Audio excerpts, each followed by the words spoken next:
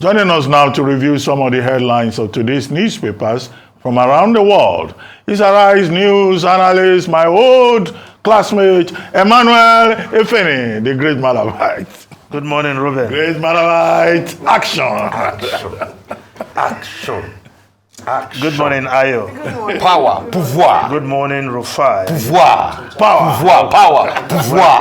Pouvoir. Le roi pouvoir. Yes. The only Oga I know, any other Oga is counterfeit. Thank you, Rufai. Yes. Now, we'll start the review with This Day, Nigeria's newspaper of record. The lead story. Tinubu seeks partnership with state governors to end extreme poverty. Directs NEC to develop measures to cushion effects of petrol subsidy removal. Governor's pledge of new government. Petrol marketers back policy to donate 100 CNG compliant buses for mass transportation.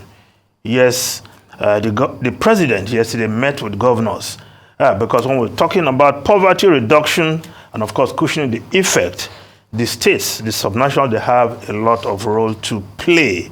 And it was a good thing that many of the states are already taking action in this direction. Of course, Edo State easily comes to mind. To increase workers' salary, the minimum wage to 40,000 naira.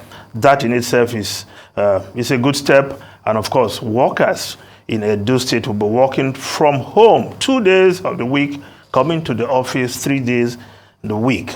And of course other states putting their own plans in place, but the petroleum marketers coming to also help in ameliorating the situation to donate 100 CNG buses. But the good thing about this donation also is that these 100 buses will be procured from assembly plants in Nigeria. That, of course, will have ripple effects, not only in job creation, but of course, those buses, those companies will have, and I think this should be a new policy of government, that assembly plants in Nigeria that can produce vehicles, government should encourage the patronage of these companies so that, of course, with time, a number of vehicle producers can also come to Nigeria and set up shop, not only to service the Nigerian market, but perhaps across West Africa and other parts of Africa. Now, the photograph on front page of This Day will start with the one below. I swear to serve. Yes, George Akume, former governor, former senator, immediate past minister of special duties, is now been sworn in as the secretary to the government of the federation. You want to say he has a cognate experience, having been a minister, being a governor, senator. He's in a very good position to serve. And of course, he must have been close to Asiwaju Bola Ahmed Tinubu to get that position. But, Ruben, like you said, there's work to be done. And everybody must sit down and do the work. Now, if we look at the other photograph, of course, above the lead story, yes, yesterday, Peter Enahoro, late Peter Enahoro, was laid to rest.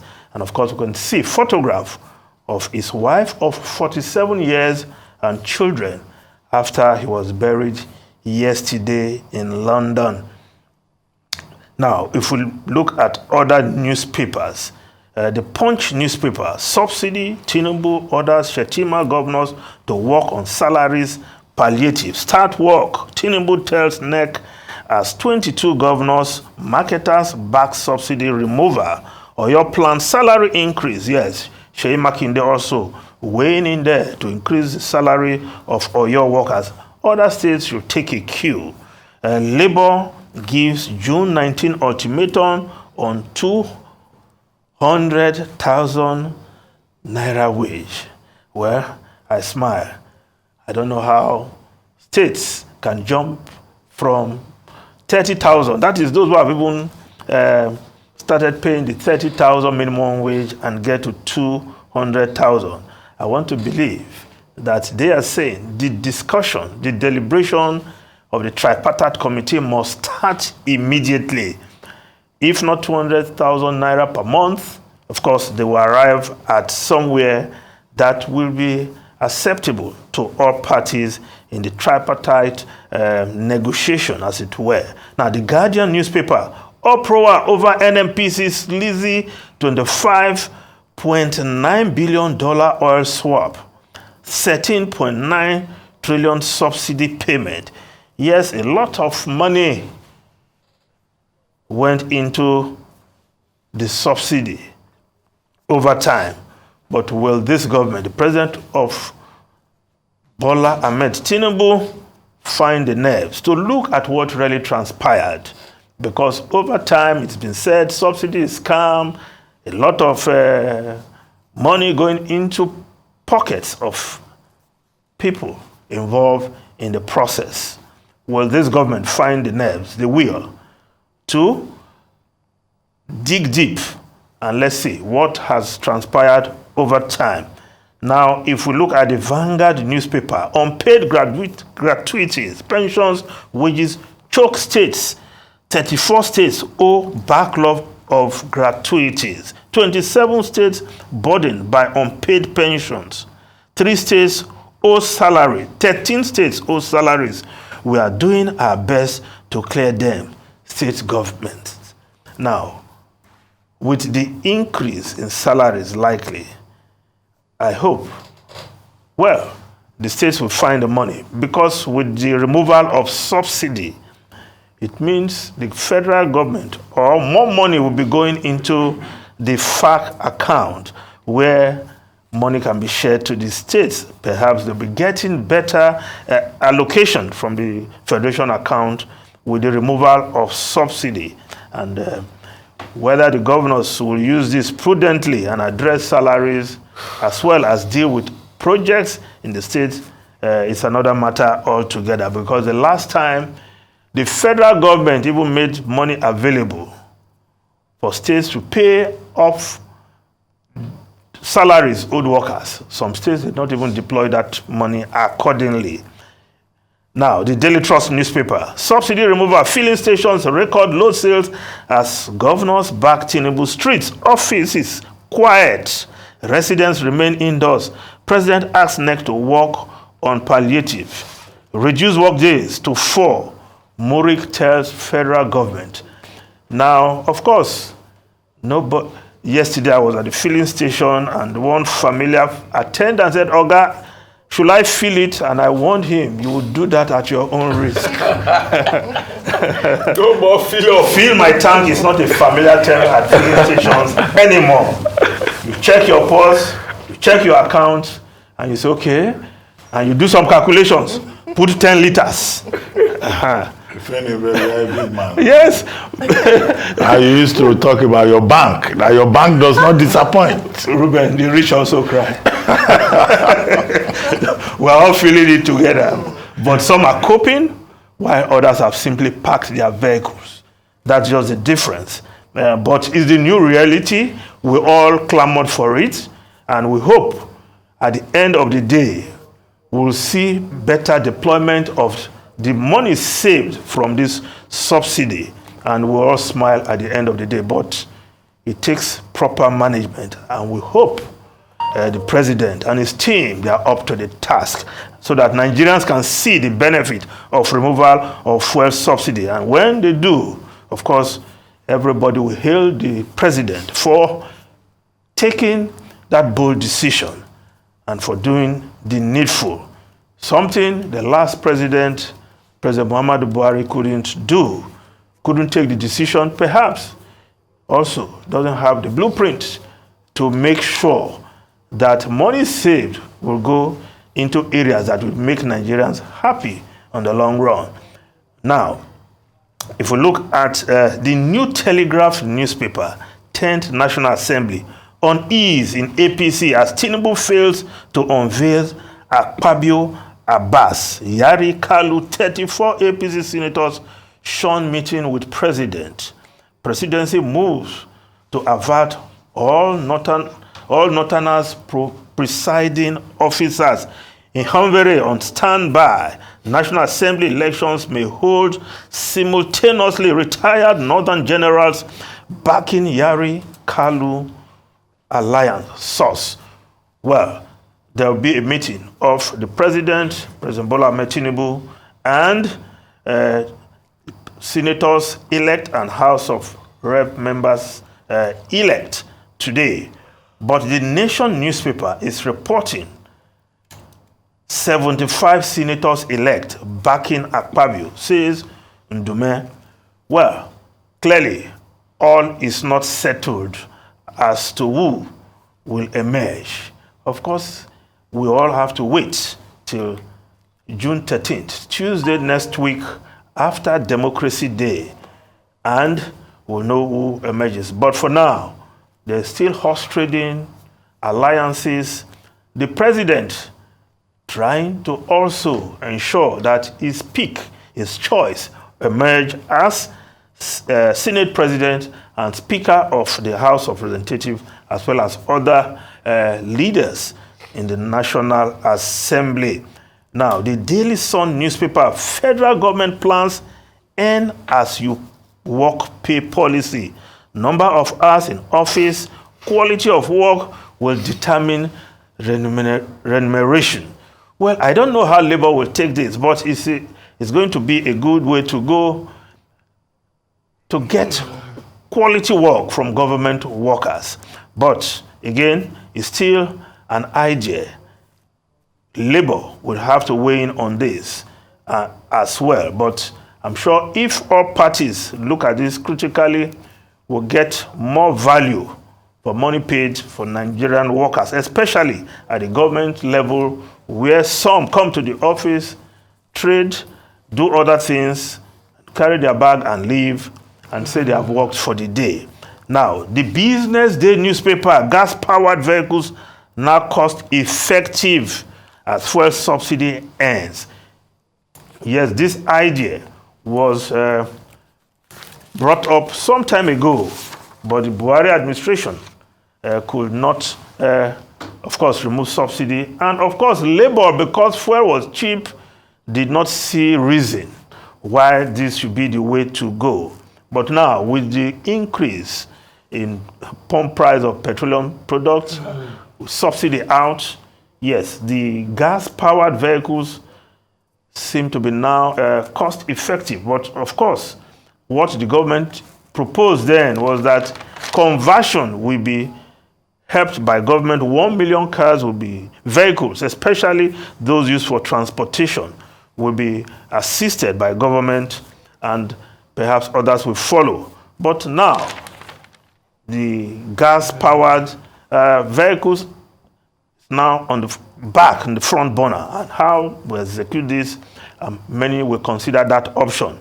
Of course, if it is cheaper, and we hope with the price of petrol now is a cheaper option. Now, the foreign newspapers quickly.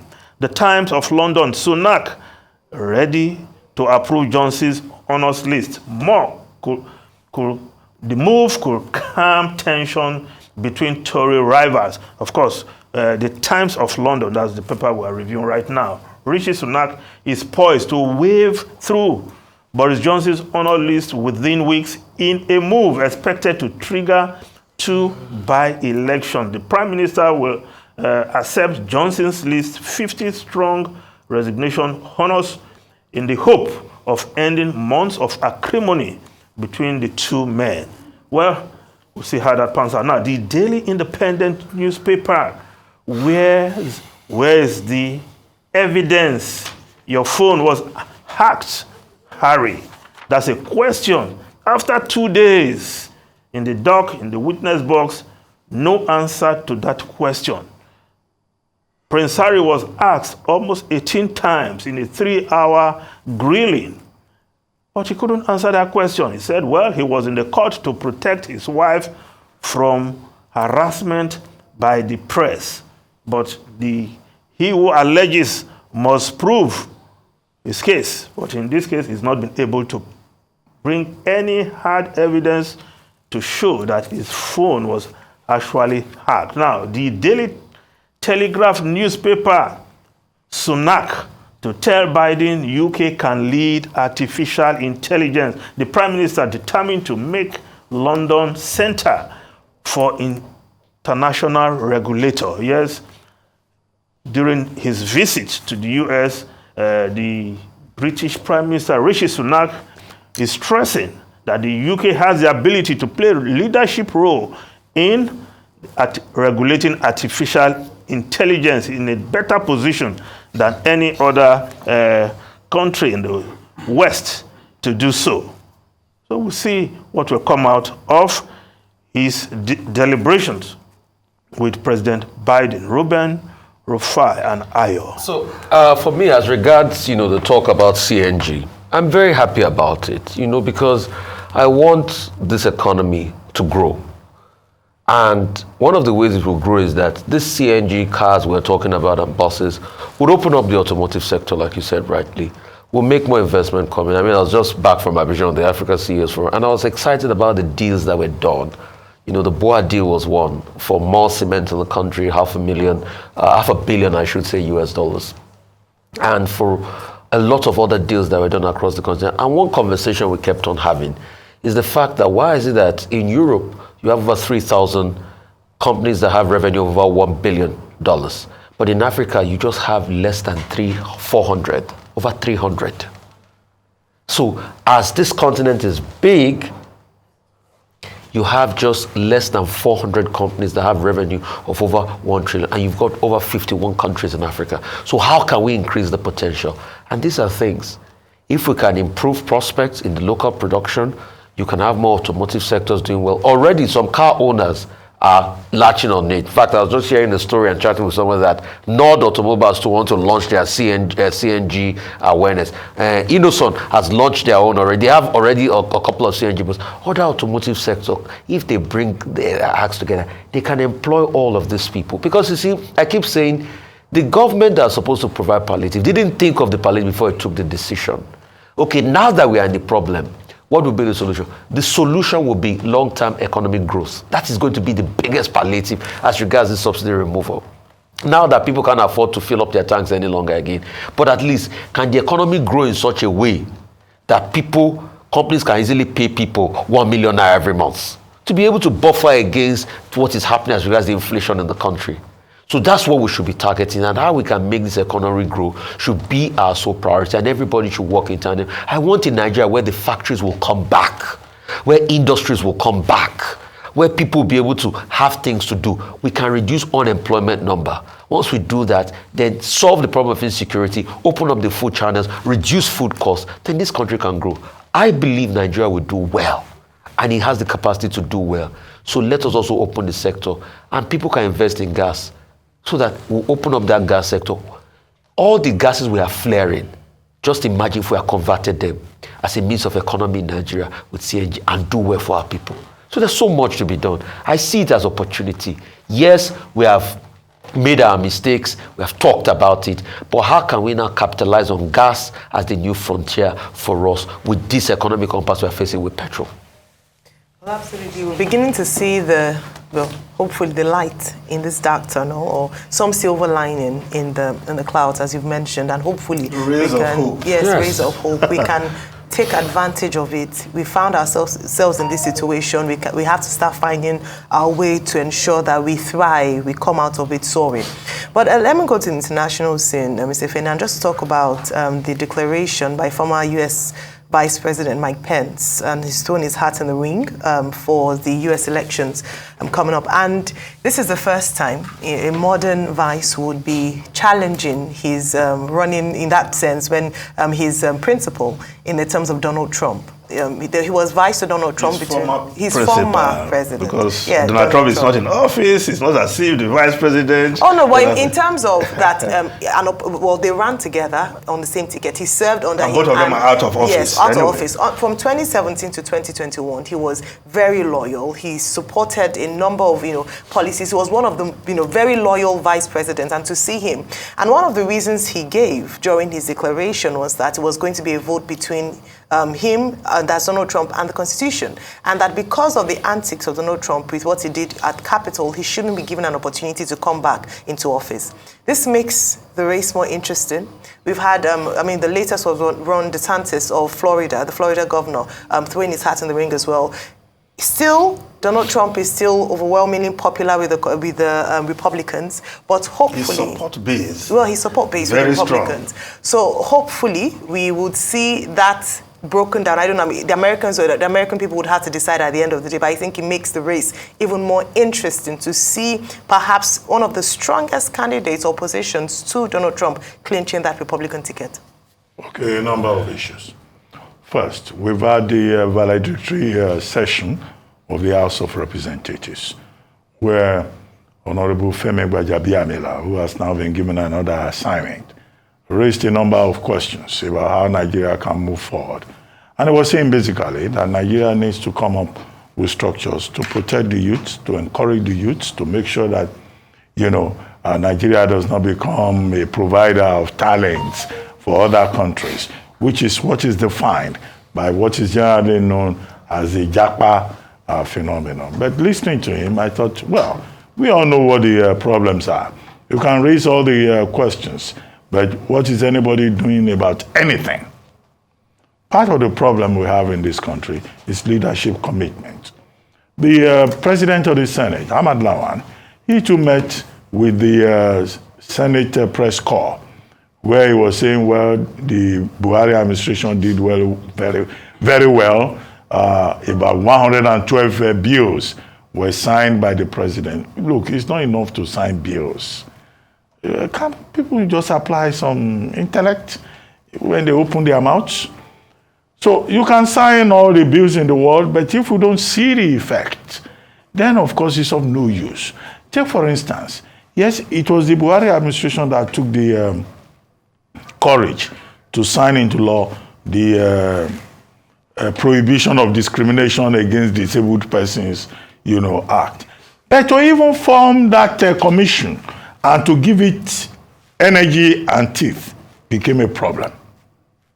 One of the lessons, linking what Lawan said and Gbajabiamila said, is that yes, the legislature may say we have signed so many bills, but unless those bills, even when endorsed by the executive arm of government, except they translate into concrete difference in the lives of the people, then they are really not of any use.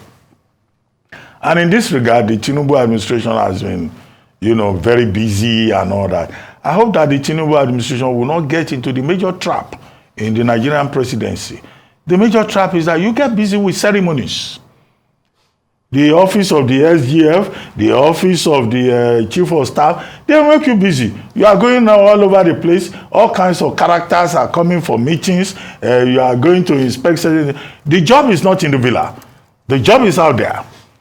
We would like to see a president at work who is hands-on.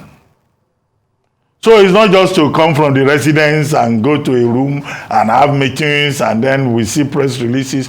We need to change the template. But the president moved to the securities of the new security center. He went there himself to see things for himself. Well, we are just recommending action. We're recommending real performance. Not just having meetings where at the end of the day, the catering department of the villa will serve people drinks and give them food, and all we see at the end of the day is a press release. Finally, one more topic. I don't want to go for it. I read in the papers that former Minister of Internal Affairs, Rauf Aregbesola, met with the traditional ruler of Osogbo, right? Laroye II, where he was saying that the traditional ruler should help him beg anybody that he has offended, including former Governor Oyinlola, whose election, his successor, he described as a sham. And he went on and on to say Tinubu is the man who made him. If any, you have been around for some time. No, you can't. Why would he say that? You have been Somebody around for... called names that he called Igbi. You have been around for some time, if any. So these politicians, it's Baba Kabiru looking for another job. I mean, why can't these politicians just stay where they stand? So after all of this, and Tinubu is now making appointments, Comrade Aregbesola is now going around saying, please help me beg Tinubu, help me beg Onyelola, when it was actually, you know, a principal factor in the misfortune of the APC in Osun State.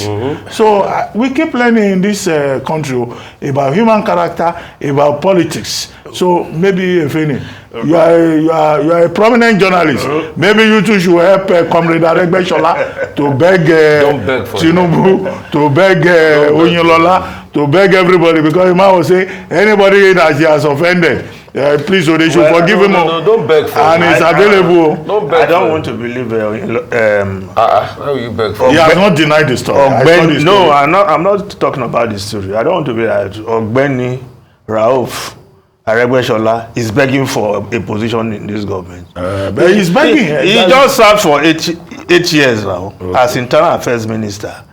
We know what happened to the prisons, the number of jailbreaks, unable to solve such problems. So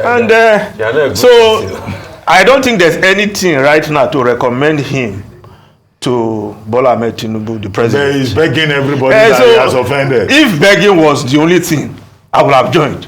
But there's more than begging. That's what I'm telling you. For me, it's even after all the words he said against Bola Ahmed Tinubu and the fact that he felt he could assert his dominance over Bola Ahmed Tinubu in Osun State, President Tinubu. Now you are backtracking and begging. So there you did not know that you will have a day to beg like this. No, the president should not even listen to him. No, but he says Asiwaju is the architect of his success. This was the same person that was calling Asiwaju a very slurry name. I mean, he thinks we are forgetting. Igbi Ragbiji. This was the same person that was calling Asiwaju all sorts of names. No. Asiwaju has not. Asiwaju can be a forgiving man, but you should not forget this one particular. Shebi Aregbesola say he have power. He should use the power to there. He's no longer minister now. He's begging. Well, you never know with politicians. Okay, it's a prerogative of the president to reconcile, to heal. Maybe they will make Aregbesola you should put the matter on first, or they will send him to the United Nations to represent Nigeria. Talking about the presidency, I'm learning. Yes. I think you are the oldest on this table. I think we should keep learning. Ruben, just to add one more thing. Nobody should be saying Emiloko in the villa anymore. Yes. Because gbogbo wa lókàn. Bẹ́ẹ̀ni. All of us, whether you are from the southeast, from the southwest, you are asking for forgiveness. Gbogbo wa lókàn. You are asking for forgiveness. Forgiveness for Okay. Forgiveness for what? What did you do? No, not forgiveness. For all this your wawulence. No, this one is constructive. We continue on our part. It's our job. No, that's our job. Okay, we too will beg for forgiveness. No, I'm not begging for forgiveness for what? For what? For talking to make my country better. They say it's forgiveness. No, Dr. Abati, I know I'm not begging for any forgiveness. All the things I've said on this platform was to make my country better, and I'll keep saying it. No, it's not for what we said. No, it's not a personal thing. No, what I'm saying, Ruben, is that, after all, President Buhari also begged for forgiveness. No, Ruben, you can say it's my turn to be president. But once you become president, you are the president for all. Yes. Okay. That's the basis of gbogbo wa lókàn. Okay. Gbogbo wa lókàn. Yes. Okay. Okay, thank you very much, Emmanuel.